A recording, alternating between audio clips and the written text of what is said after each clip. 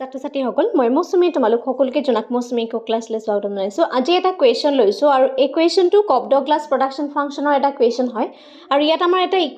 equation এটা দি থোৱা হৈছে বা এটা ফাংচন দি থোৱা হৈছে সেই ফাংচনটোৰ পৰা আমি প্ৰুভ কৰিব লাগে যে কপ ডগলাছ প্ৰডাকশ্যন ফাংচনৰ যোনটো ইকুৱেশ্যন দিয়া আছে সেইটো লিনিয়াৰলি হোমোজেনিয়াছ হয় নে নহয় ঠিক আছে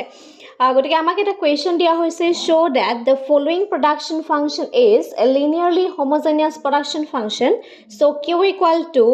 root over k square l আৰু root over ওপৰত কি আছে আমি কিউব আছে ঠিক আছে এতিয়া where k and l are the labor and capital N labor employed respectively okay এতিয়া এনে ধৰণৰ কুৱেশ্যনবিলাক যদি দিয়ে প্ৰথমতে মই এটাই সাজেষ্ট কৰিম যে তোমালোকে কপ ডগলাছ প্ৰডাকশ্যন ফাংচন ৰিলেটেড যিমানখিনি প্ৰপাৰ্টিজ আছে সেইখিনি প্ৰথমতে প্ৰুভ কৰি চাই ল'বা ঠিক আছে যেহেতু আমাৰ কোৰ্চৰ ভিতৰত সেইখিনি গোটেইখিনি অলৰেডি কৰোৱা হ'লেই এতিয়া চোৱা সেই যেতিয়া প্ৰপাৰ্টিখিনি তোমালোকে ভালদৰে প্ৰুভ কৰিব পাৰিবা তাৰপিছত এই যিখিনি মেথছ সেই মেথছখিনি নিজে নিজে পাৰিবা ঠিক আছে আৰু এই ইউনিটটোৰ কাৰণে আটাইতকৈ ডাঙৰ ইম্পৰ্টেণ্ট যে থিয়ৰিখিনি ইউনিট নাম্বাৰ 1 কাৰণে আমি থিয়ৰিখিনি চোৱাৰ পিছতহে আমি মেথছখিনিলৈ যাব পাৰিম ঠিক আছে গতিকে কোনো কাৰণতে থিয়ৰি স্কিপ কৰি নাযাবা আদাৰৱাইজ এনেকুৱা নকবা যে পৰীক্ষাত পেপাৰ টান আহিছে পেপাৰ টান নাহে ঠিক আছে কিন্তু থিয়ৰিখিনি আমি চাব লাগিব এতিয়া প্ৰথমতে এতিয়া আমাক কি দি থোৱা হৈছে আমাক এটা কুৱেশ্যন দি থোৱা হৈছে ফাংচনটো আমি লিখি লওঁ given the function q equal to k square l আৰু ইয়াত আমাৰ q দি থোৱা হৈছে ঠিক আছে এইটো আমাক কুৱেশ্যন দি থোৱা হৈছে ইকুৱেশ্যনটোত লেবাৰ এণ্ড কেপিটেল এমপ্লয়েড যেটো আমাক দি থোৱা হৈছে তাৰ কাৰণে আমি ধৰি ল'ম যে এইটো কি লিখিব লাগিব দেই let K and L are increased by the lambda times okay increased by lambda time where lambda is any constant lambda is any constant হয় and then এতিয়া চোৱা ইয়াত কি হয় এই যোনটো আমাক ইকুৱেশ্যন দিয়া হৈছে সেই ইকুৱেশ্যনটো আমি সহজ কৰি ল'ব পাৰোঁ কিউ যোনটো ভ্যালু দি থোৱা হৈছে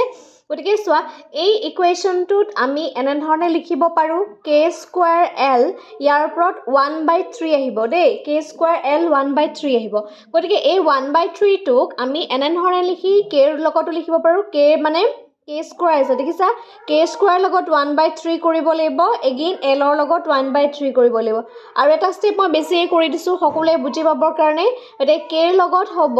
2/3 যেহেতু 2 টো পৰলে মাল্টিপ্লাই হৈ যাব l টো হ'ব 1/3 ঠিক আছে গতিকে এইটো ফাংচন গতিকে এই ফাংচনটোত যেতিয়া আমাৰ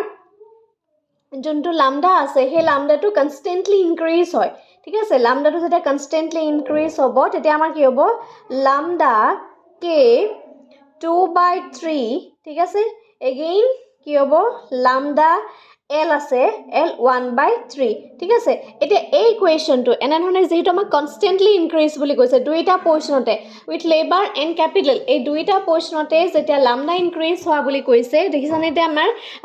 ক্যাপিটেলৰ লগতো লামডা ইনক্ৰিজ হৈছে এণ্ড লেবাৰৰ লগতো ইনক্ৰিজ হৈছে ঠিক আছে গতিকে এইখিনি যেতিয়া আমি ভাঙি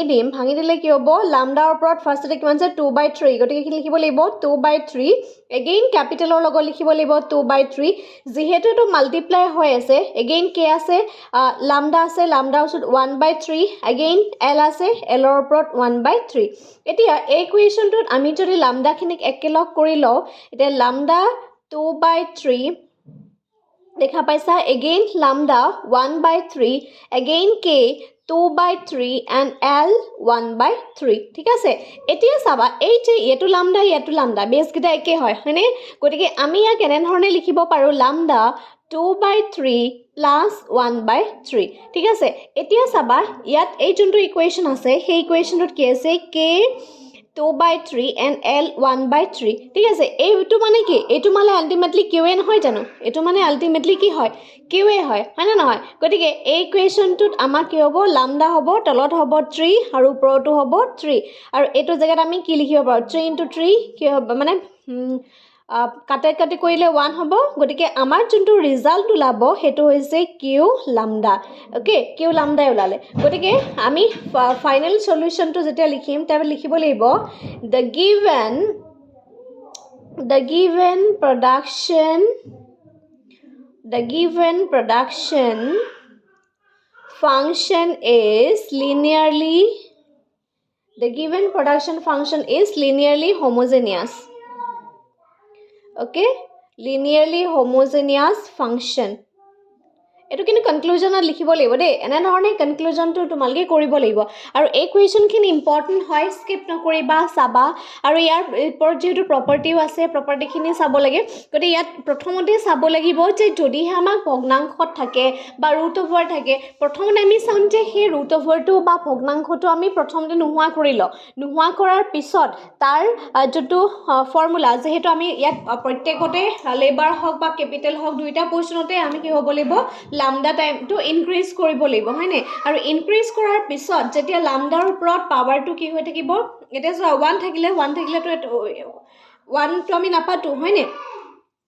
সেকেন্ড আমি মিলাবলৈ চাম ইয়াৰ যোনটো ইকুৱেশন হ'ব সেই ইকুৱেশনটোত আমি কিউ ভ্যালুটো লাব লাগিব ঠিক আছে প্ৰথমতে তোমালকে এনে ধৰণে কিউ ভ্যালুটো ওপৰত লৈ থৈ আহিবা কিউ ভ্যালুটো ওপৰত ওলাই থৈ অহাৰ পিছত আমি ইয়াত কিউটো মিলাবলৈ চাম ঠিক আছে এনে ধৰণে ইকুৱেশনটো সলভ কৰে বুজি পালানে এটা কমেন্ট কৰি জনাবা তোমালকৰ কমেন্টৰ ওপৰত বেছ কৰি ভিডিওখিনি প্ৰভাইড কৰিম যদি হে কমপ্লিট কোৰ্সত জয়েন হ'ব বিচাৰিছা স্ক্ৰিনত যোনটো WhatsApp নম্বৰ দিয়া আছে তাত তোমালকে কন্টাক্ট কৰিব পাৰিবা আজিলৈ ভিডিওটো মানে ধন্যবাদ